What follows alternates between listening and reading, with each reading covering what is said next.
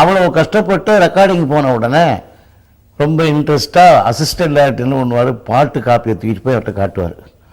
அவருக்கு கோபம் வரும், இந்த பாட்டை எடுத்துகிட்டு போ, படம் பார்க்குறவங்க தியேட்டர்கிட்ட ஒவ்வொருத்தட்டே அந்த பாட்டு நீ கொடுப்பியா, வார்த்தை கேட்கும்போது என்னான்னு புரியணும், ஒவ்வொருத்தருக்கிட்டையும் பாட்டு புக்கா நீ கொடுப்பேன்னு கேட்பாரு.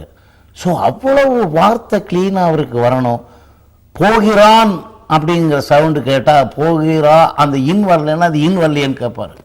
அவ்வளோ பர்டிகுலராக அவ்வளோ இன்ஸ்ட்ருமெண்ட் வச்சு வேர்ட்ஸ் எல்லாம் கிளியராக அப்போ புரிஞ்சுப்போ கூட என்ன பிடிச்சி புரிஞ்சுவார். என்ன சார் வேர்ட்ஸ் சரியாகலையே, வேர்ட்ஸ் சரியாகலையேன்னு நான் நினைக்கிறது. அந்த மாதிரி உள்ளவர் இப்போ ஏதாவது பாட்டுகளை கேட்டால் அவர் என்ன ஒன்று வரும் தெரியல, எனக்கே புரியல. வேர்ட்ஸ் தெரியலன்னு சொன்னால் அவருக்கு யாரும் பதில் சொல்ல முடியாது, அவர் முன்னாலே நிற்க முடியாது.